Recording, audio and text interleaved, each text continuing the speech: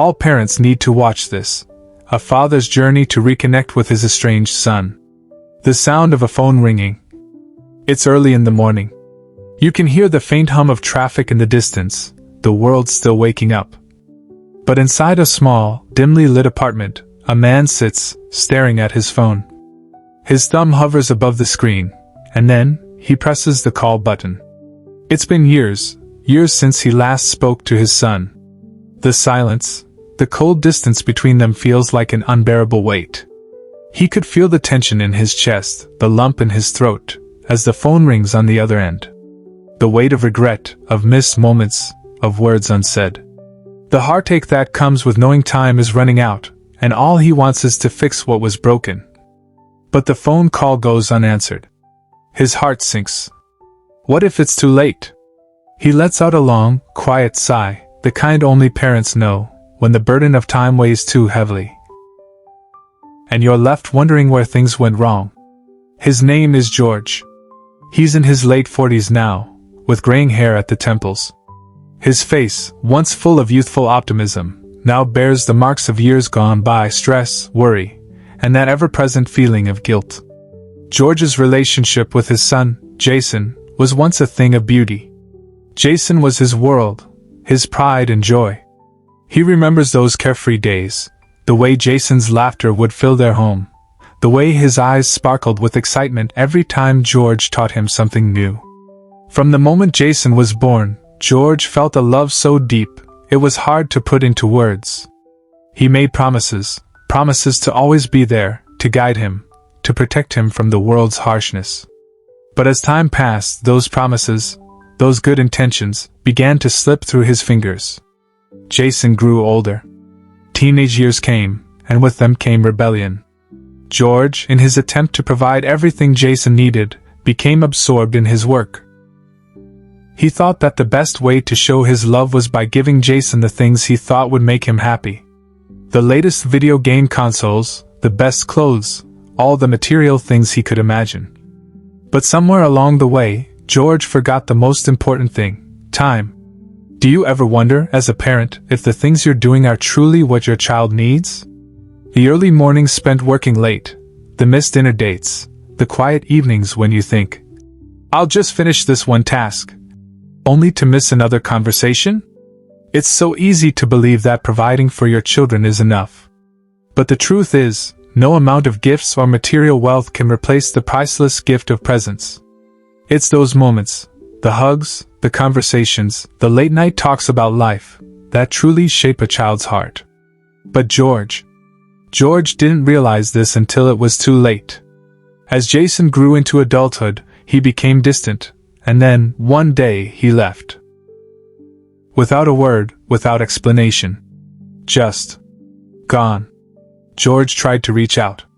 He tried sending messages, calling, even showing up at Jason's apartment, but each time, there was no answer. Jason, it seemed, had made his choice. George couldn't help but wonder. Was it my fault? Did I push him away with all my work? That question haunted him every single day. George had tried everything, or so he thought. He kept his distance, not wanting to invade Jason's life, but that too created a wall. And as the years went by, George's hope of reconciliation slowly faded. But deep down, he always wondered, could there be a way back? Could a father really find his way back into his son's heart, after so much time has passed? Then, one day, out of nowhere, George got a message. It wasn't a phone call. It wasn't an email. It wasn't even a text. It was a letter. The letter came in the mail, with Jason's name written in bold letters on the envelope. It had been years since George had received anything from his son. His hands trembled as he opened it, heart racing. Inside were just a few short lines.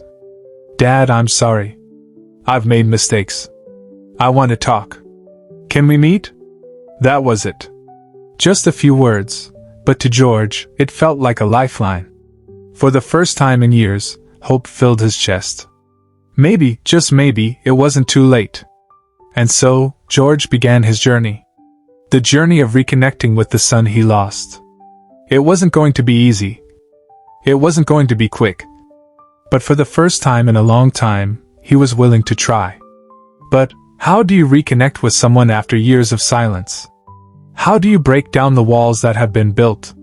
How do you find your way back to the love that once felt so effortless? What would it take for George to truly make things right with his son?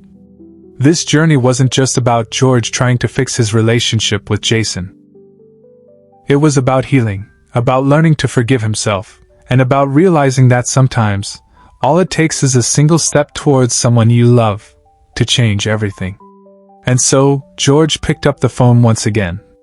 He dialed Jason's number, and this time, he didn't wait for it to ring. What will happen next? Stay tuned to find out. The phone rings, and this time, George isn't waiting, not with the same fear he felt before. His fingers tremble slightly, but his heart beats with hope.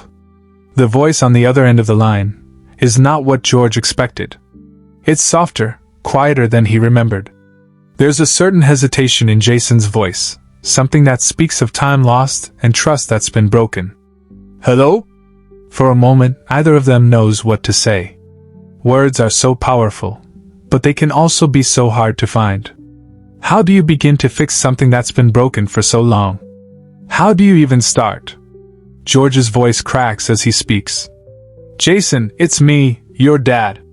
There's a pause. Then, Jason answers in a voice that carries the weight of years.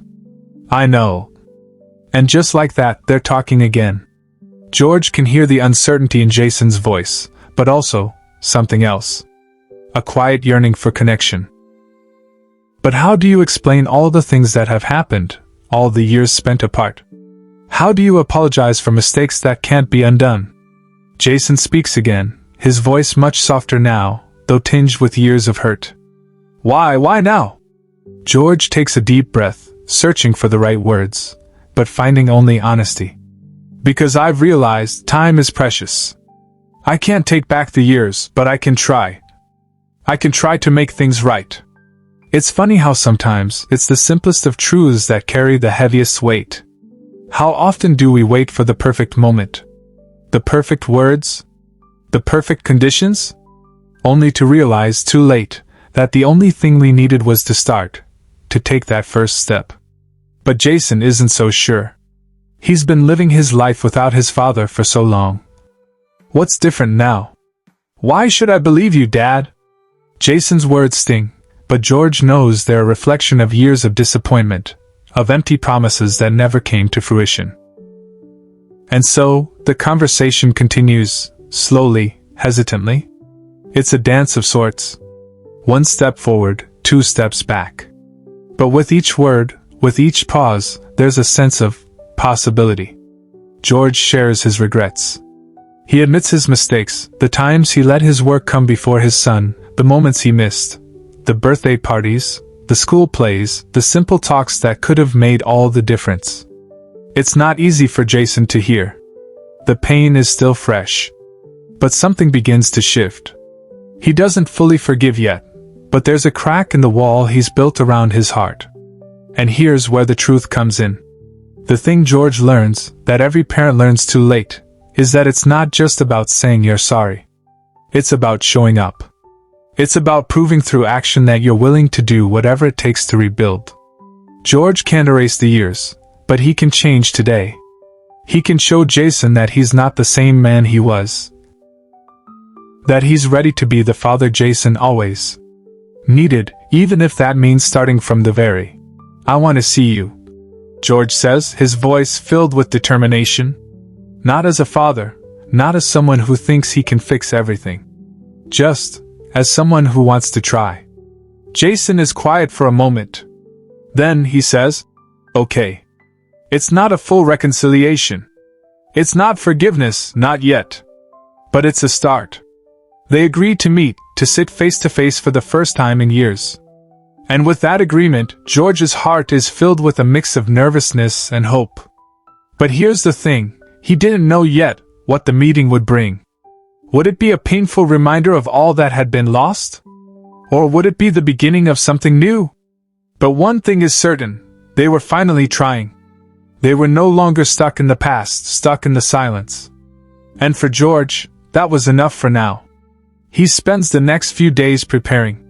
Not with grand gestures, not with promises of fixing everything all at once, but with small, quiet actions. He starts reflecting on what really matters. What has he learned over the years? What does he want to say to his son? And so, the day arrives. The day they meet, face to face. George waits outside a small cafe, his hands sweating in his pockets. He looks around, nervously scanning the crowd, and then he sees him. Jason. It's been years since George has seen his son, but as Jason walks toward him, he can see it clearly. His son has grown, not just physically, but emotionally. Jason's eyes are still the same, full of questions, full of uncertainty, but they're also full of something else. A glimmer of hope. George stands up. His heart is racing, but he's ready. Ready to take that next step. Hey, Dad. Just like that. After all these years, after all the silence, there they are. Father and son, together again. What happens next is unknown. The journey they have ahead is uncertain, filled with challenges, tough conversations, and healing. But the first step has been taken. And that, in itself, is a victory. The road to reconciliation is long, but the hardest part is simply showing up. That's the lesson, isn't it? No matter how much time has passed, no matter how many mistakes have been made, it's never too late to start again. For George, this is just the beginning. Stay tuned, because the real work begins now. As George and Jason sit across from each other, there's an undeniable silence between them. The years that have passed, the weight of the broken relationship, hang heavy in the air. Neither of them knows exactly where to start. The cafe hums with quiet chatter around them, the clinking of coffee cups, the soft rustle of paper napkins. But for them, the world seems to disappear. It's just the two of them, and in that silence, George feels an overwhelming mix of emotions: relief, fear, anticipation. Jason stirs his coffee, his eyes avoiding his father's gaze. There's so much unsaid, so much to process, and neither of them is ready to spill it all out yet. George clears his throat, trying to break the tension. It's been a long time, huh? Jason nods slowly, his voice barely above a whisper. Yeah. It feels like a lifetime. But in that simple acknowledgement, there's something profound. The acknowledgement of the distance. The years. The lost time. And yet, they're here. Sitting together. They're trying. George takes a deep breath, his fingers wrapping around his cup of coffee. He's not sure where this conversation will go, but he knows one thing for sure: he's not going to let it slip away this time. This is his chance to make up for the years he let pass by. I've thought about this day for so long, George admits. I don't know what I expected, but I'm here, Jason. I just want you to know that I'm not going anywhere again. Not this time. Jason looks up, his eyes softer now, but there's still a guarded look there. I don't know, Dad. I don't know if it's that simple. You can't just walk back and after all this time and expect everything to be okay. And George knows that. He knows it's not that simple. But he's willing to try. That's all he can do. All he can offer is a real, honest attempt. I know, George says quietly. I know it's not that simple. And I'm not here to make it seem like everything can be fixed with a few words. I know I've failed you so many times. I just want to be here now, in whatever way you need me. Jason's eyes flicker with emotion, but he holds it in. The pain is still there. It's raw. And maybe that's the hardest part, the fact that, for Jason, it's still so fresh. It's not just about what happened, it's about how it felt. I don't know what I need, Dad. Jason admits, his voice shaky. I don't even know where to start. It's not just about you being here now. It's about everything that happened before. And there it is, the heart of it all. The crux of the matter. It's not about the absence. It's about the hurt. The betrayal. The feeling of being left behind, of growing up without the guidance and love he needed. George knows he can't change the past. But what he can do now, in this moment, is listen. Truly listen. To hear his son's pain, to understand the depth of it, without trying to fix it right away. I get that, George says softly. I can't take back the past, but I'm here now. And I want to be part of your life, Jason. No matter what that looks like. Jason leans back in his chair, his fingers tapping nervously on the edge of the table. It's clear he's struggling with what to say, with how to move forward. But then, after a long pause, he finally speaks, almost as if the words have been stuck in his throat for years. It's not that I didn't want you around, Dad, Jason says, his voice low, vulnerable. It's just, I felt like I couldn't trust you anymore. You were always too busy. And when you were there, it didn't feel like you really saw me. You saw what you thought I should be, but not who I really was. George feels the sting of his son's words. It cuts deep. He knows it's true. He was so caught up in his own world, so obsessed with providing and achieving, that he never stopped to see the person his son was becoming. He never saw Jason's struggles, his fears, his dreams. And the worst part? He had no idea how much Jason needed him to be present, to see him for who he really was. I'm sorry, Jason, George says, the words feeling like they come from a place deeper than just the surface. I'm so sorry. I wasn't there for you when you needed me. I was too focused on other things. But I see you now. And I'm not going anywhere.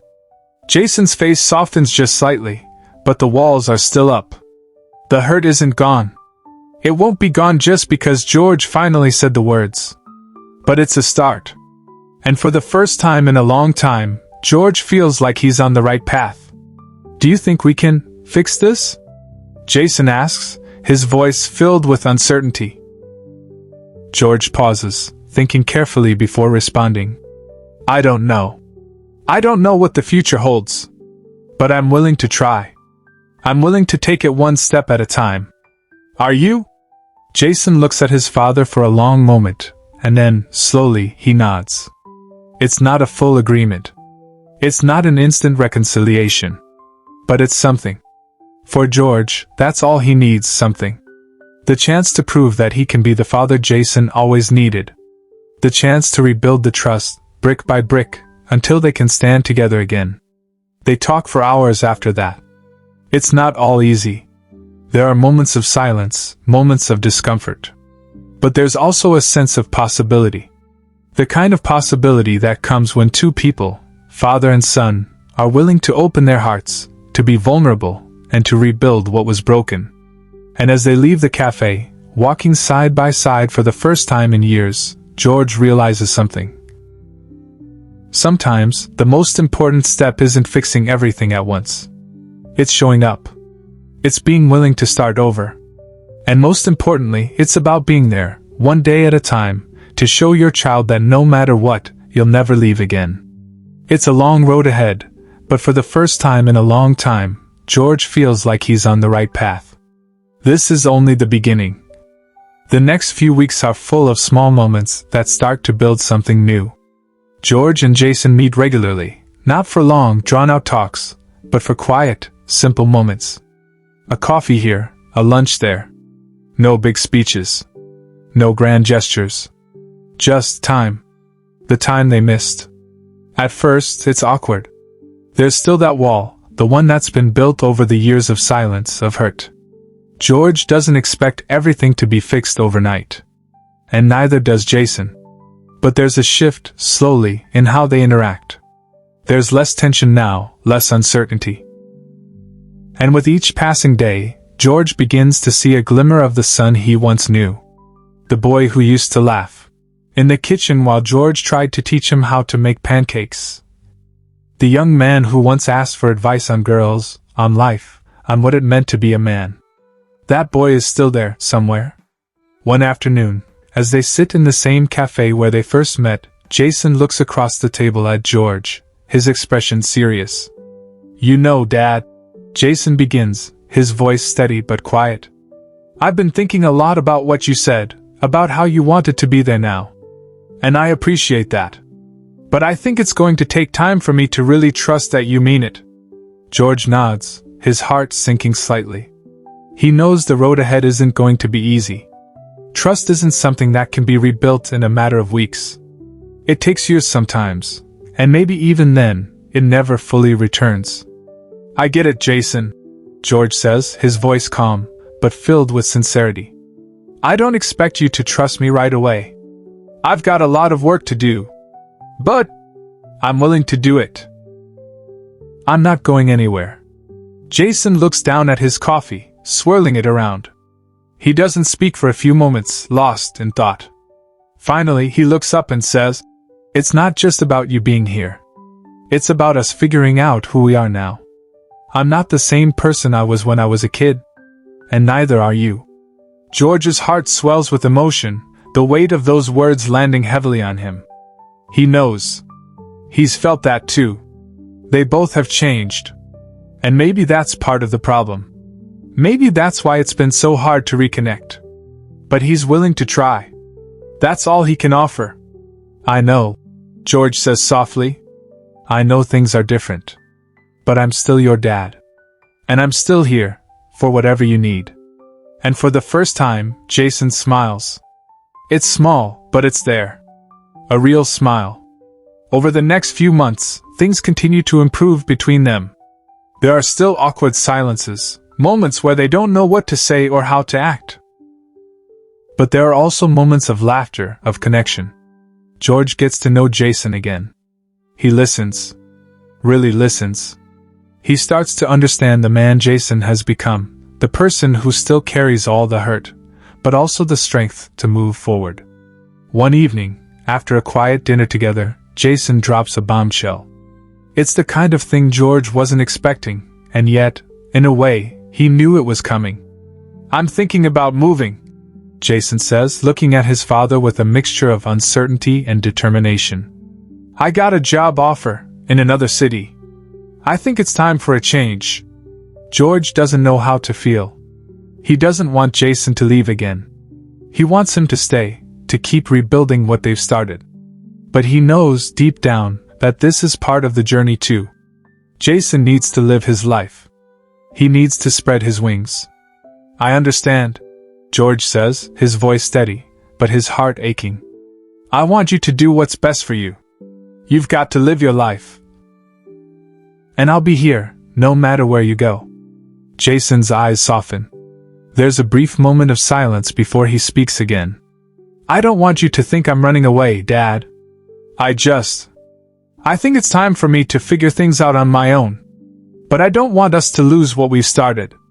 I don't want us to fall back into silence. I won't let that happen," George says, his voice unwavering. "I'm not going anywhere. And I'll always be here, Jason. Always." It's a bittersweet moment. But it's also a turning point. George realizes that, sometimes, letting go is part of the healing process. Jason is starting to stand on his own 2 feet again. And that, in itself, is a victory. The days pass, and the distance between them grows, but not in the way it once did. This time, the distance isn't filled with resentment or silence. It's filled with understanding. It's filled with love, in a new form, a new dynamic. And then, one day, as George sits in his favorite chair at home, reflecting on how far they've come, his phone rings. It's Jason. "Hey, Dad," Jason says, his voice full of excitement. "I've been thinking. I don't want us to drift apart again. I want us to stay in touch. So how about we make a plan? A regular catch-up. Maybe once a month? Just something to keep us connected." George feels his heart swell with joy. It's a small gesture, but it's everything. "That sounds perfect, Jason," George says, a smile tugging at his lips. "I love that." And so, it continues. The journey. One step at a time. They're not perfect. There are still moments of uncertainty, of pain, of moments when they both wonder if they're doing this right. But they're trying. They're both trying. Because in the end, that's what matters the most. Trying. Showing up, even when it's hard. Being there, even when the road is long. It's not about fixing everything. It's about being present, being willing to grow together. And sometimes, all it takes to rebuild a relationship is just one step at a time. And that's the lesson, isn't it? That no matter the distance, no matter the time lost, there's always a chance to begin again. For George and Jason, this is just the beginning. But for the first time, they're walking this road together. The journey continues, together. The months continue to pass, each one bringing more moments of connection. George and Jason's relationship, once fractured and silent, now feels like a mosaic slowly piecing itself together. It's not perfect, it's not without its cracks, but it's real. And that's enough. Every month, as promised, they meet. Sometimes it's over a simple cup of coffee. Other times, it's a casual walk in the park. They talk about their lives, about their hopes and fears, about the things they've learned over the years. They laugh more now. They talk more openly, honestly, without the weight of the past always looming over them. One evening, after a long day at work, George gets a call from Jason. This time, the conversation feels different. There's a calmness in Jason's voice, an assurance that wasn't there before. "Dad," Jason says softly, "I just wanted to thank you. For everything. For sticking with me. For not giving up. I think I've finally realized that even though I spent so much time angry and hurt, it wasn't because you didn't care. It was because I didn't understand. I didn't see how much you really wanted to be here. And I get it now."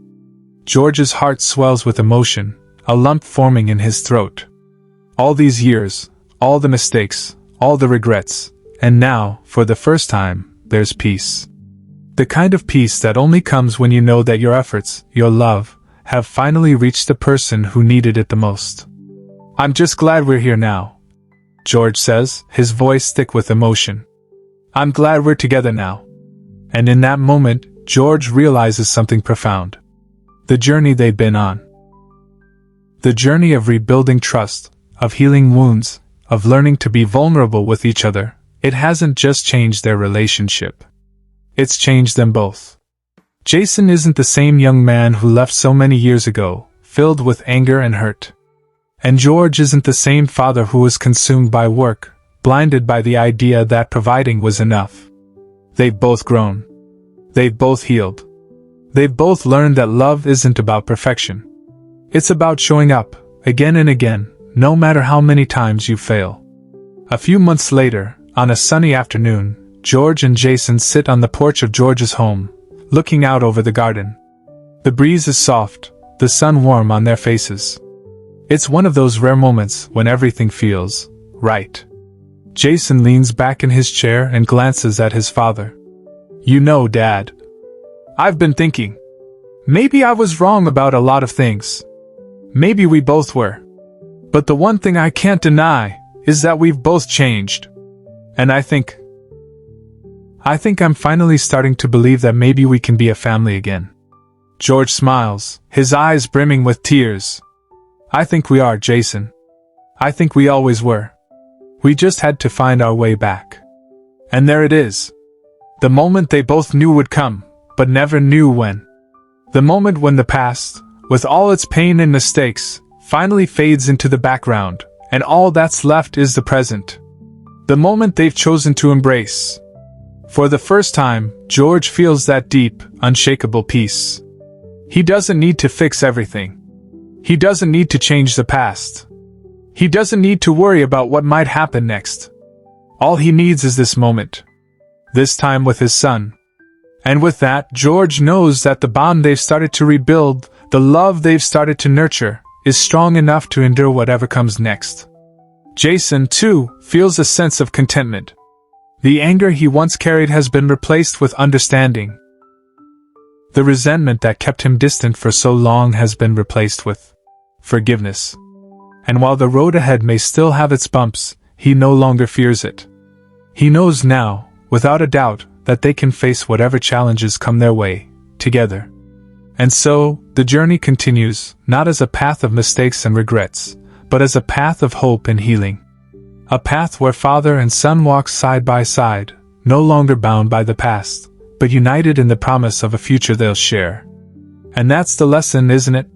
No matter how far apart you've drifted, no matter how many years have passed, there's always a chance to start again. To rebuild. To forgive. To love. This is the story of George and Jason. A father and son who found their way back to each other, not through perfection, but through the willingness to try. It's a story of second chances. A story of love that never really fades, even in the silence. A story of healing, of learning, and of coming home. And for George, for Jason, this is just the beginning of the rest of their lives together. The journey continues. Together, please like and subscribe to our channel, and don't forget to tell us in the comments section where you are watching from.